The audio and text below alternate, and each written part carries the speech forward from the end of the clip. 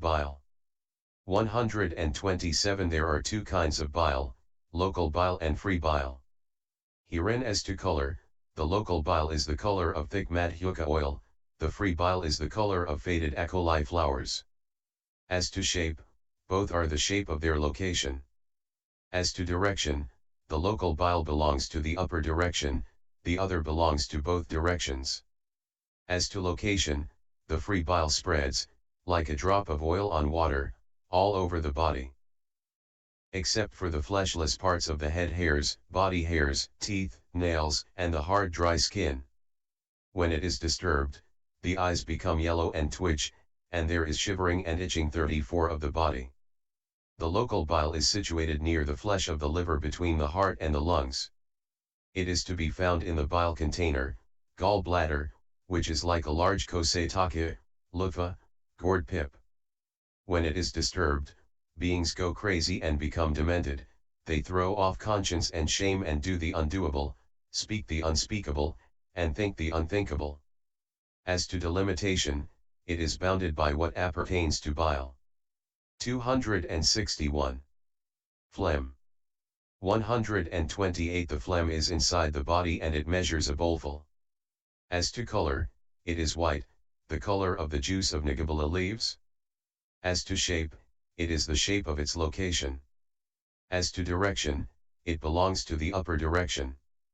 As to location, it is to be found on the stomach's surface. Just as duckweed and green scum on the surface of water divide when a stick or a potsherd is dropped into the water and then spread together again, so too, at the time of eating and drinking, etc., when the food, drink, etc., fall into the stomach, the phlegm divides and then spreads together again. And if it gets weak, the stomach becomes utterly disgusting with the smell of ordure, like a ripe boil or a rotten hen's egg, and then the belchings and the mouth reek with a stench like rotting ordure rising from the stomach, so that the man has to be told, "Go away, your breath smells." But when it grows plentiful, it holds the stench of ordure beneath the surface of the stomach, acting like the wooden lid of a privy. As to delimitation, it is bounded by what appertains to phlegm. Pus. 129 Pus is produced by decaying blood. As to color, it is the color of bleached leaves, but in a dead body it is the color of stale thickened gruel. As to shape, it is the shape of its location. As to direction, it belongs to both directions. As to location, however, there is no fixed location for pus where it could be found stored up. Wherever blood stagnates and goes bad in some part of the body damaged by wounds with stumps and thorns, by burns with fire, etc., or where boils, carbuncles, etc., appear, it can be found there. As to delimitation, it is bounded by what appertains to pus. Blood. 130 There are two kinds of blood, stored blood and mobile blood. Herein, as to color, stored blood is the color of cooked and thickened lac solution, mobile blood is the color of clear lac solution. As to shape, both are the shape of their locations. As to direction, the stored blood belongs to the upper direction, the other belongs to both directions. As to location, except for the fleshless parts of the head hairs, body hairs, teeth, nails, and the hard dry skin, the mobile blood permeates the whole of the clung to, chemically acquired, 35 body by following the network of veins. The stored blood fills the lower part of the liver's side 262 to the extent of a bowlful, and by its splashing little by little over the heart, kidney, and lungs, it keeps the kidney, heart, liver, and lungs moist. For it is when it fails to moisten the kidney, heart, etc., that beings become thirsty. As to delimitation, it is bounded by what appertains to blood. Sweat. 131 This is the water element that trickles from the pores of the body hairs, and so on. As to color, it is the color of clear sesame oil. As to shape, it is the shape of its location. As to direction, it belongs to both directions. As to location, there is no fixed location for sweat where it could always be found like blood. But if the body is heated by the heat of a fire, by the sun's heat, by a change of temperature, etc., then it trickles from all the pore openings of the head hairs and body hairs, as water does from a bunch of unevenly cut lilybud stems and lotus stalks pulled up from the water. So its shape should also be understood to correspond to the pore openings of the head hairs and body hairs. And the meditator who discerns sweat should only give his attention to it as it is to be found filling the pore openings of the head hairs and body hairs. As to delimitation, it is bounded by what appertains to sweat. Fat. 132 This is a thick unguent. As to color, it is the color of sliced turmeric. As to shape, firstly in the body of a stout man it is the shape of turmeric-colored tukula, muslin, rags placed between the inner skin and the flesh. In the body of a lean man it is the shape of turmeric-colored tukula, muslin, rags placed in 2 or 3 thicknesses on the shank flesh, thigh flesh, back flesh near the spine, and belly covering flesh. As to direction, it belongs to both directions. As to location, it permeates the whole of a stout man's body, it is to be found on a lean man's shank flesh, and so on. And though it was described as unguent above, still it is neither used as oil on the head nor as oil for the nose, etc., because of its utter disgustingness. As to delimitation, it is bounded below by the flesh, above by the inner skin, and all round by what appertains to fat. Tears. 133 These are the water element that trickles from the eye. As to color, they are the color of clear sesame oil. As to shape, they are the shape of their location. 263 As to direction, they belong to the upper direction. As to location, they are to be found in the eye sockets. But they are not stored in the eye sockets all the while as the bile is in the bile container.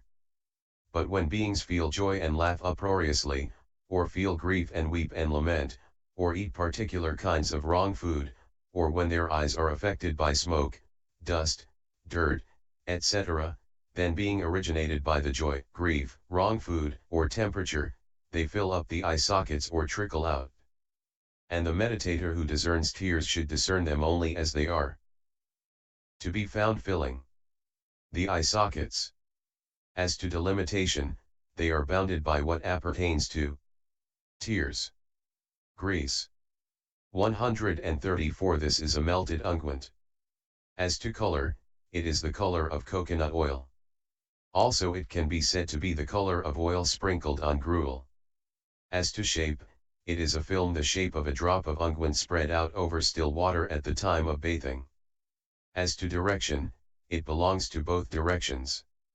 As to location, it is to be found mostly on the palms of the hands, backs of the hands, soles of the feet, backs of the feet, tip of the nose, forehead, and points of the shoulders.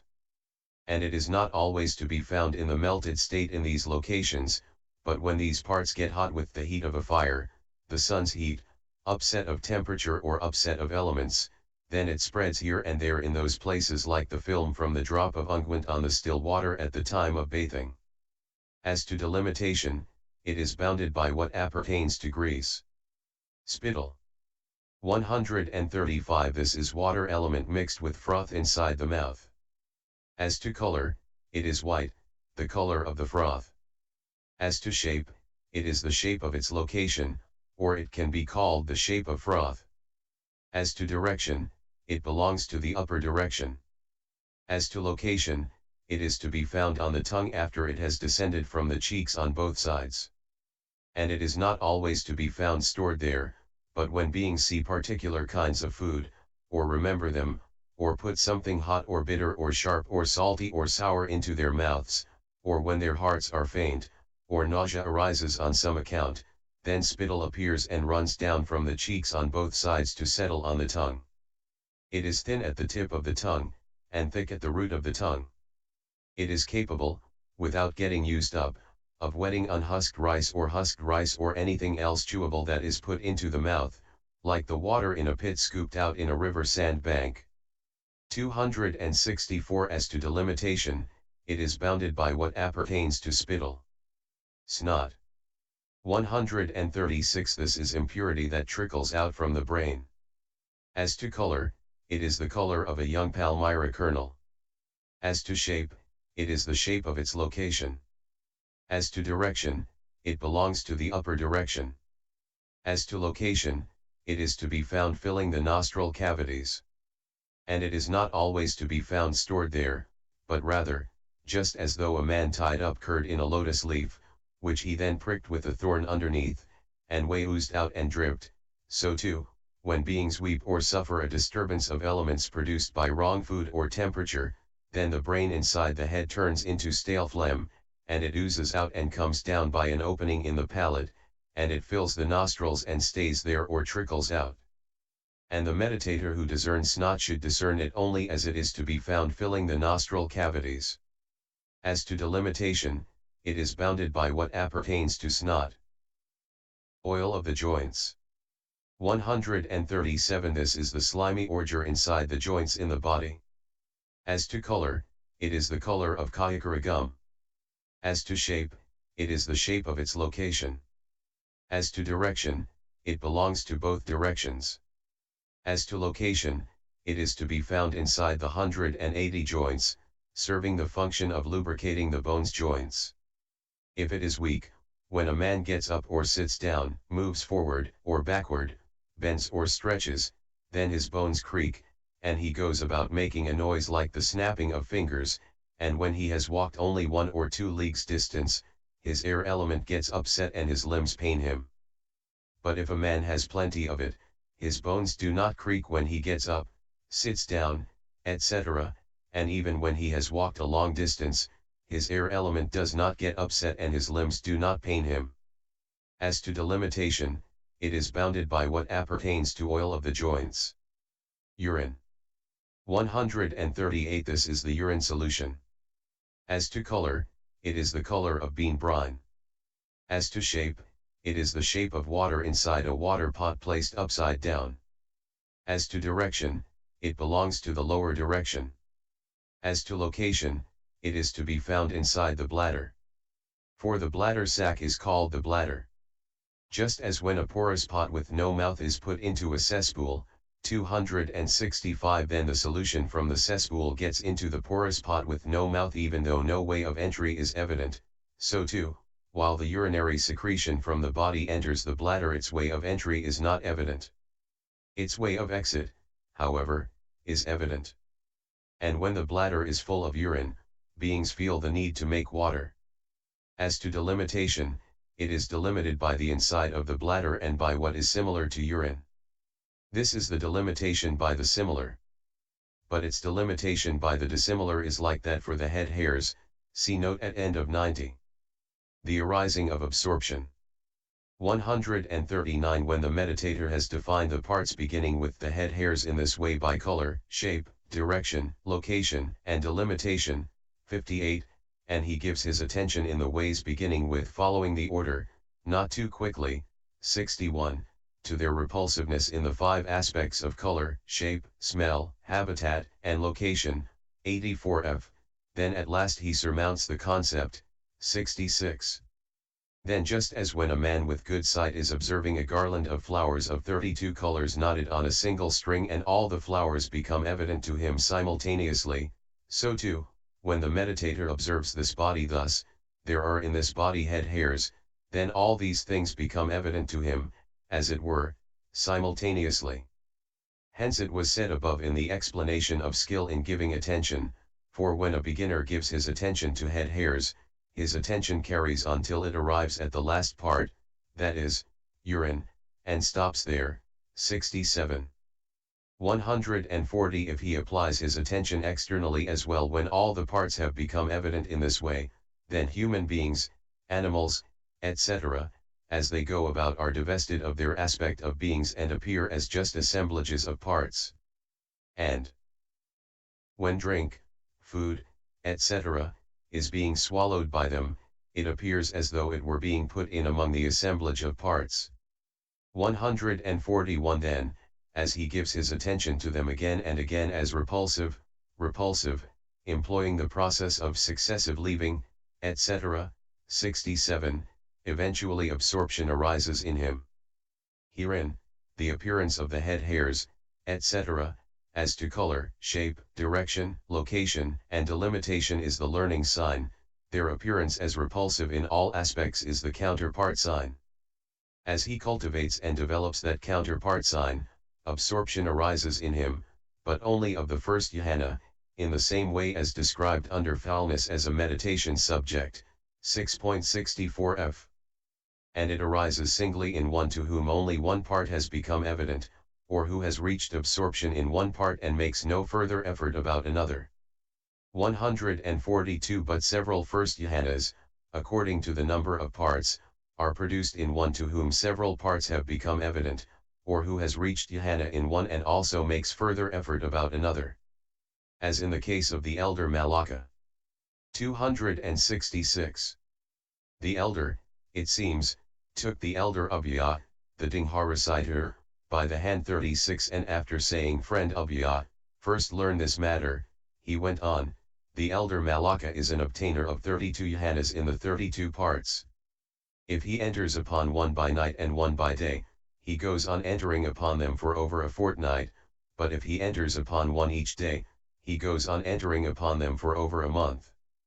143 And although this meditation is successful in this way with the first jhana, it is nevertheless called mindfulness occupied with the body because it is successful through the influence of the mindfulness of the color, shape, and so on. 144 And the bhikkhu who is devoted to this mindfulness occupied with the body is a conqueror of boredom and delight, and boredom does not conquer him, he dwells transcending boredom as it arises. He is a conqueror of fear and dread do not conquer him, he dwells transcending fear and dread as they arise. He is one who bears cold and heat, who endures, arisen bodily feelings that are, menacing to life, M397, he becomes an obtainer of the 4 jhanas based on the color aspect of the head hairs 37 etc. and he comes to penetrate the 6 kinds of direct knowledge, CMN 6. So let a man, if he is wise, untiringly devote his days to mindfulness of body which rewards him in so many ways. This is the section dealing with mindfulness occupied with the body in the detailed treatise. 9. Mindfulness of breathing. 145 Now comes the description of the development of mindfulness of breathing as a meditation subject. It has been recommended by the Blessed One thus, and, bhikkhus, this concentration through mindfulness of breathing, when developed and practiced much, is both peaceful and sublime, it is an unadulterated blissful abiding, and it banishes at once and stills evil unprofitable thoughts as soon as they arise, SV 321, Ven 370. Text.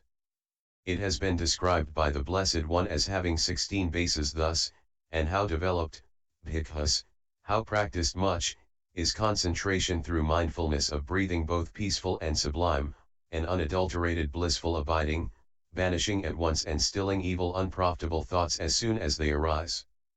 Here, bhikkhus, a bhikkhu, gone to the forest or to the root of a tree or to an empty place, sits down, having folded his legs crosswise, set his body erect, established mindfulness in front of him, 267 Ever mindful he breathes in, mindful he breathes out. Breathing in long, he knows, I breathe in long, or breathing out long, he knows, I breathe out long. 2. Breathing in short, he knows, I breathe in short, or breathing out short, he knows, I breathe out short. 3. He trains thus, I shall breathe in experiencing the whole body, he trains thus, I shall breathe out experiencing the whole body. 4. He trains thus, I shall breathe in tranquilizing the bodily formation, he trains thus, I shall breathe out tranquilizing the bodily formation. V. He trains thus, I shall breathe in experiencing happiness, he trains thus, I shall breathe out experiencing happiness. 6. He trains thus, I shall breathe in experiencing bliss, he trains thus, I shall breathe out experiencing bliss. 7. He trains thus, I shall breathe in experiencing the mental formation, he trains thus, I shall breathe out experiencing the mental formation. 8.